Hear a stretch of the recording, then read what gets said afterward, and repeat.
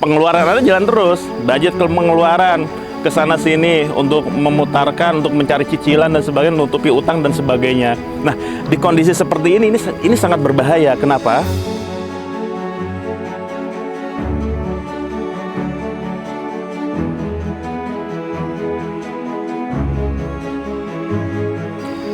Halo, assalamualaikum warahmatullahi wabarakatuh.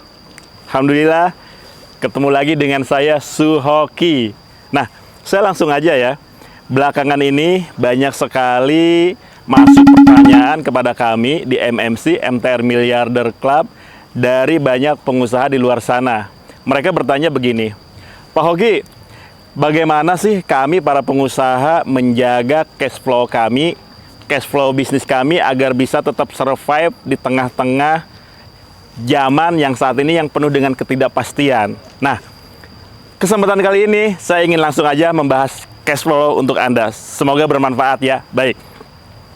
Pada dasarnya ada 5 level kondisi cash flow bisnis yang harus Anda ketahui. Yang pertama, yaitu ketika level kondisi Anda berada di level cash in Anda lebih besar dibanding cash out Anda. Apa yang terjadi ketika Anda berada di level ini? Cash in lebih besar dibanding cash out. Nah, ini adalah kondisi yang ideal, kondisi yang banyak diidam-idamkan oleh banyak orang atau banyak pengusaha. Masalahnya, ketika orang-orang ini berada di level ini, kemudian yang terjadi adalah mereka terjebak rasa nyaman alias rasa aman. Sehingga mereka tidak merasa butuh untuk melakukan improvement di bisnis dan lain-lainnya. Yang terjadi kemudian, dia berhenti learning, dia berhenti belajar. Nah, apa yang terjadi kemudian ketika dia tidak keep learning? Nah, ini masalahnya ya. Justru di level pertama ini, ketika cash in Anda lebih besar cash out ya, ini adalah kondisi yang sebenarnya harus Anda waspadai. Kenapa? Di saat cash in Anda ya sedang optimal, sementara ada satu hal yang sifatnya akan terus merangkak naik, yaitu cash out. Kalau Anda tidak waspada, cash out ini bisa naik kapan aja. Contohnya, ini nyata ya, ketika COVID. Apa yang terjadi ketika COVID? Barang-barang naik, harga-harga naik ya. Salah satunya BBM naik, otomatis biaya cash out itu naik. Nah, kalau Anda tidak waspada, ini sangat berbahaya, apalagi kalau Anda berhenti belajar, alias tidak keep learning. Apa yang terjadi kemudian? Kalau Anda tidak bisa mempertahankan kondisi level pertama ini, mau nggak mau Anda akan jatuh ke level kedua, yaitu kondisi di mana cash in Anda sama dengan cash out. Cash in sama dengan cash out. Apa yang terjadi kemudian ketika cash in Anda sama dengan cash out? Nah, di kondisi seperti ini ya, Anda mulai jaga-jaga, memperketat kondisi, menghemat sana sini. Kenapa? Karena cash in sama dengan cash out. Anda tidak mempunyai ruang gerak yang bebas gitu untuk melakukan improvement dan sebagainya. Akhirnya melakukan penghematan sana sini dan sebagainya. Di kondisi saat ini, di kondisi level 2 ini, yang terjadi kemudian adalah mulai tuh bermunculan yang namanya konflik.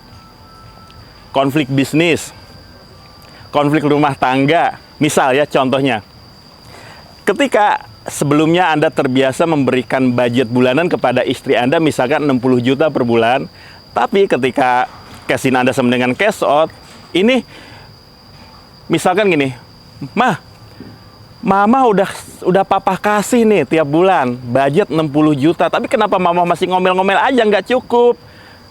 Kenapa nggak cukup? Misalkan Anda gitu ngomel-ngomel kepada istri Anda, dan istri Anda pun pasti menjawab, Papa gimana sih, kayak nggak ngerti aja. Sekarang kan udah naik harga, telur naik, cabai naik, BBM naik, 60 juta udah nggak cukup. Nah, akhirnya apa? Terjadi percekcokan gitu kan. Sudah nggak relevan lagi karena cash in Anda sama dengan cash out. Begitu juga dalam bisnis Anda. Anda akan menemukan banyak konflik, banyak masalah karena Anda tidak bisa bergerak, mempunyai ruang bebas yang lebih besar. Nah, kalau di level 2 ini juga Anda tidak bisa mempertahankan kondisi Anda akan terus merosot ke level 3. yaitu kondisi di mana cash in Anda lebih kecil daripada cash out Anda. Coba bayangkan, apa yang terjadi kemudian ketika cash in Anda lebih kecil daripada cash out Anda? Hati-hati loh. Faktanya, kebanyakan orang ketika mereka berada di level 3 ini, cash in mereka lebih kecil dibandingkan cash out. Apa yang mereka lakukan?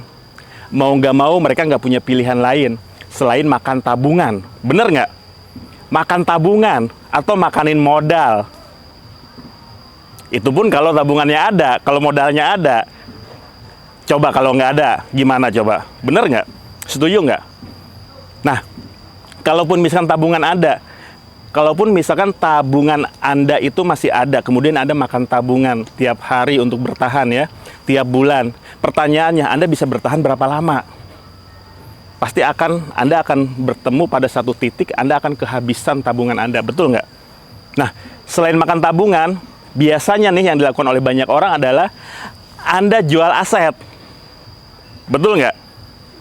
Fungsinya apa? Untuk mendapatkan dana segar gitu loh, jual aset. Itu pun kalau asetnya ada gitu kan. Pertanyaannya, kalau Anda nggak punya tabungan, nggak punya aset, lalu apa yang akan dilakukan? Nah, ini pertanyaan yang sangat majleb ya dalam diri saya gitu ya. Kebanyakan yang dilakukan oleh orang-orang di luar sana atau para pebisnis ketika cash in mereka lebih kecil dibanding cash out mereka, untuk mengatasi masalah ini dan untuk bisa bertahan hidup, bertahan bisnis, yang mereka lakukan adalah apa? Mencari utangan. Akhirnya apa? Ngutang sana sini. Mulai itu ngutang ke bank, ngutang ke investor, bisa jadi ngutang ke rentenir dan sebagainya, ngumpulin dana dan sebagainya. Pertanyaannya, apakah kemudian dengan berutang ini akan menyelesaikan masalah Anda? Belum tentu. Kenapa? Karena yang namanya utang itu adalah suatu kepastian yang Anda bayar dengan ketidakpastian. Bisnis dan penghasilan Anda adalah nggak ada jaminan akan berhasil setelah Anda suntik dengan dana utang. Artinya nggak pasti gitu. Jadi membayar suatu kepastian dengan ketidakpastian ini adalah suatu kesalahan besar. Ingat ya. Nah, masalahnya kemudian adalah ketika cash in Anda lebih kecil dibanding cash out Anda, ya, kemudian Anda terjebak utang, Anda akan disibukkan mikirin utang, benar nggak? Nah, kalau Anda tidak bisa bangkit di level ini, ya, kembali ke level 2 dan ke level 1, mau nggak mau kondisi Anda akan terus merosot ke level 4, yaitu ketika Anda no cash in, only cash out. Anda tidak punya cash in, tapi Anda punya cash out. Mau nggak mau cash out Anda jalan terus nih.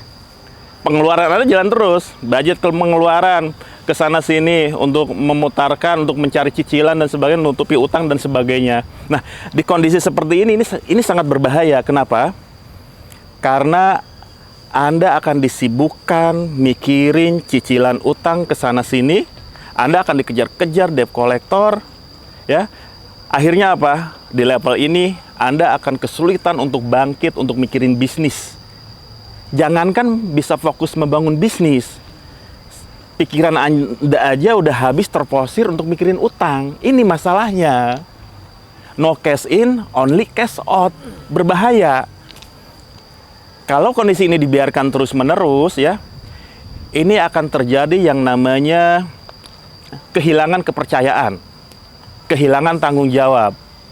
Rata-rata orang di level 4 ini, no cash in, only cash out, mereka sibuk untuk nutupin utangnya dengan cara nyari utangan ke sana sini. Akhirnya nggak fokus, nggak bisa membangun bisnis.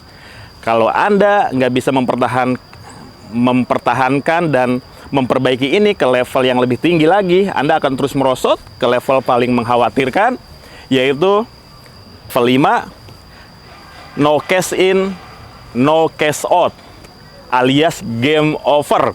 Anda tidak punya cash on, Anda tidak punya cash in, dan Anda tidak punya cash out, alias nggak bisa ngapa-ngapain, alias mati gitu kan. Nah, makanya keep learning ini sangat penting. When you stop learning, you are dying. Ketika Anda berhenti belajar, Anda akan mulai sekarat. Itu loh. Pentingnya belajar, belajar, dan belajar. Mulai dari lahir sampai ke liang lahat. Kenapa? Bisnis itu dinamis, bisnis itu terus bergerak. Kalau Anda tidak belajar, Anda akan tergilas ya oleh perkembangan zaman dan sebagainya. Nah, makanya pertanyaannya sekarang adalah, bagi Anda yang saat ini sedang berada di level 1, cash in lebih besar dari cash out, bagaimana caranya supaya Anda bisa tetap bertahan? Bahkan bisa terus improve, mengembangkan kondisi Anda lebih baik lagi.